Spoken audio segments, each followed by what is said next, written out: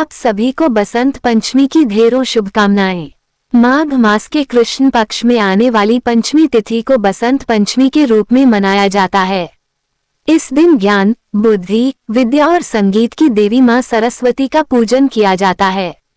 तो आज की इस वीडियो में हम सभी जानेंगे कि बसंत पंचमी के दिन सबसे सरल तरीके से बसंत पंचमी की पूजा किस प्रकार से की जाती है, मां सरस्वती का पूजन किस प्रकार से किया जाता है और इस दिन पूजा के सबसे शुभ मुहूर्त क्या रहेंगे। तो आप सब भी बसंत पंचमी के दिन अपने अपने बच्चों के साथ में बैठकर मां सरस्वती का पूजन जरूर ही कीजिएगा ताकि बच्चों को भी ज्ञान, बुद्धि और विद्या की प्राप्ति हो सके। तो चलिए सबसे पहले मैं आप सभी को बसंत पंचमी की सबसे सरल पूजा विधि करके दिखाती हूँ। उसके बाद मैं पूजा के शुभ मुहूर्त भी बताऊंगी। तो देखिए, सबसे पहले तो जिस जगह पर हमें पूजन करना है उस जगह को हम अच्छे से साफ सफाई कर लेंगे। फिर हम यहाँ पर एक चौकी लगाएंगे। चौकी के ऊपर में पीले रंग का वस्त्र बिछा लेंगे। आप चाहे तो अपने बच्चों के स्टडी टेबल के ऊपर में भी पीले रंग का आसन बिछाकर मां सरस्वती का पूजन कर सकते हैं। इसके बाद में फूलों का आसन देकर मां सरस्वती की फोटो या मूर्ति जो भी स्वरूप आपके पास में है उन्हें विराजमान कर दीजिए और इसी के साथ में हम इस दिन पुस्तकों का पूजन भी जरूर करेंगे। मां सरस्वती के रूप में इनका पूजन किया जाता है। आप चाहे तो कोई भी धार्मिक पुस्तक या आपके पाठ्यक्रम की जो भी पुस्तक हो आप उसे रख सकते हैं। आपके पास में कोई वाद्य यंत्र है तो उसका भी इस दिन आप पूजन कर सकते हैं। और अब हम प्रथम पूजनीय भगवान श्री गणेश जी को विराजमान करेंगे, क्योंकि इनके बिना कोई भी पूजा अधूरी ही रहती है।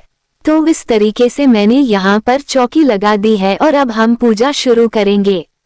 तो सबसे पहले भाव स्वरूप में जल के छींटे लगाकर सर्वप्रथम भगवान श्री गणेश जी को स्नान कराएंगे। मां सरस्वती और सभी को हम स्नान करा देंगे। इसके बाद में देसी घी का हम दीपक जलाएंगे। आप देसी घी का या फिर तिल के तेल का दीपक भी जला सकते हैं। ये दीपक हमारी इस पूजा का साक्षी होगा। इसके बाद में अब हम सभी को तिलक लगा देंगे। तो सबसे पहले हम रोली से तिलक करेंगे और बसंत पंचमी के दिन पीले रंग का बहुत अधिक महत्व होता है। तो रोली के तिलक करने के बाद में फिर हम चंदन से भी तिलक कर देंगे। आप चंदन से या फिर हल्दी से किसी से भी तिलक कर सकते हैं, क्योंकि पीला तिलक करना इस दिन बहुत शुभ माना जाता है। यहाँ पर हम सभी को चंदन से तिलक कर देंगे। इसके बाद में तिलक के ऊपर में हम अक्षत समर्पित करेंगे। आप चाहे तो तिल भी समर्पित कर सकते हैं। बसंत पंचमी की पूजा में फूलों का सबसे ज्यादा महत्व होता है। इस दिन फूल जरूर ही समर्पित करने चाहिए और इस दिन अगर सरसों के फूल मिल जाए तो ये सबसे उत्तम है। इसके अलावा आपको जो फूल मिल जाए वो आप समर्पित कर सकते हैं। तो जो भी पीले रंग के फूल आपको मिल जाए वो आप समर्पित कर दीजिए। गणेश जी, मां सरस्वती और जो भी पुस्तक आपने यहाँ पर रखी है सभी को हम फूल समर्पित कर देंगे। इसके बाद में वस्त्र के स्वरूप में भगवान श्री गणेश जी को हम कलावा यानी कि मौली समर्पित करेंगे और मां सरस्वती को भी हम यहाँ पर वस्त्र समर्पित कर देंगे। पीली चुनरी हो तो आप वो समर्पित कर दीजिए, नहीं है तो इसकी जगह पर आप कलावा भी समर्पित कर सकते हैं।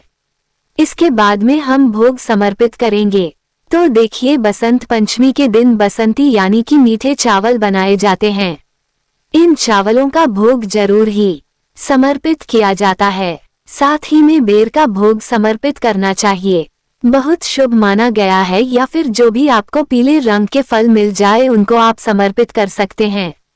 साथ ही में एक लोटा जल हम समर्पित कर देंगे और अपने दोनों हाथों को जोड़कर भोग ग्रहण करने के लिए आग्रह करेंगे और उसके बाद में हम धूप दीप दिखाएंगे।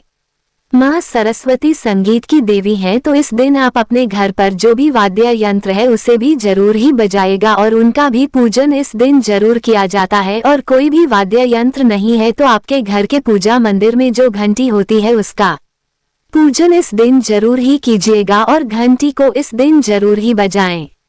इसके साथ ही में हम दक्षिणा समर्पित कर देंगे। ये दक्षिणा पूजा में रही कमियों को पूर्ण करने के लिए होती है। तो इस प्रकार से हमारा पूजन हो जाएगा और अब हम बड़े ही प्रेम पूर्वक सबसे पहले भगवान श्री गणेश जी की और फिर मां सरस्वती की आरती करेंगे। आरती करने के बाद में आपको कोई भजन या प्रार्थना आती है तो आप वह भी कर सकते हैं, जैसे कि ईश्वर की देवी माँ वाणी में मधुरता दो, हम गीत सुनाते हैं, संगीत की शिक्षा दो। इस प्रकार से आरती प्रार्थना इत्यादि करने के बाद में अपने दोनों हाथों को जोड़कर पूजा में रही कमियों के लिए क्षमा याचना करेंगे और अपनी मनोकामना को पूर्ण करने के लिए ज्ञान, बुद्धि और विद्या के लिए माता सरस्वती से प्रार्थना करेंगे।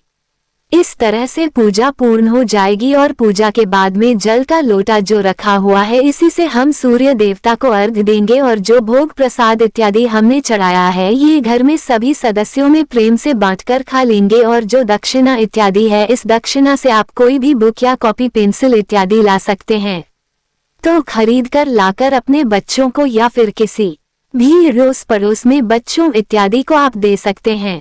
तो इस प्रकार से बसंत पंचमी की सबसे सरल पूजा विधि मैंने आपको बता दी है। बसंत पंचमी की पूजा मां सरस्वती का पूजन सुबह के समय किया जाता है, लेकिन किसी कारणवश आप सुबह के समय ना कर पाए तो फिर आप शाम के समय में भी मां सरस्वती का पूजन कर सकते हैं। और अब जान लेते हैं पूजा के सबसे शुभ मुहूर्त क्या रहेंगे। तो देखिए, साल 2026 में बसंत पंचमी यानी कि शुक्ल पक्ष की पंचमी तिथि 23 जनवरी दिन शुक्रवार को सुबह 2:29 से शुरू हो रही है और पंचमी तिथि शुक्रवार को पूरा दिन ही रहेगी। 24 जनवरी शनिवार को रात 1:26 पर यानी कि देखा जाए तो शुक्रवार को ही रात 12 बजे के बाद में ये समय होगा तब समाप्त हो रही है। तो ऐसे में उदया तिथि के अनुसार इस बार 23 जनवरी दिन शुक्रवार को ही केवल और केवल एक ही दिन बसंत पंचमी का त्योहार मनाया जाएगा। इसी दिन पूजा भी होगी और व्रत भी इसी दिन ही रखा जाएगा। बसंत पंचमी के दिन पूजा का सबसे शुभ मुहूर्त रहेगा सुबह 7:13 से दोपहर 12:33 तक। 30 जनवरी शुक्रवार को ब्रह्म मुहूर्त सुबह 5:37 से 6:25 तक रहेगा। इस दिन सूर्योदय होगा सुबह 7:13 पर और सूर्यास्त होगा शाम 6:03 पर। अभिजीत मुहूर्त दोपहर 12:16 से दोपहर 1 तक रहेगा और अमृतकाल सुबह 6:59 से 8:35 तक रहेगा। इस शुभ मुहूर्त में आप सभी अपने अपने घर में मां सरस्वती की पूजा कर सकते हैं। इस दिन राहु काल का समय रहेगा सुबह 10:30 से 12 बजे तक रहेगा और राहु काल के दौरान किसी भी प्रकार की पूजा पाठ नहीं करनी चाहिए। शाम की पूजा का शुभ मुहूर्त रहेगा शाम 5:50 से 7:13 पर। तो ये थी सरस्वती पूजा की सबसे सरल पूजा विधि और पूजा के सभी शुभ मुहूर्त।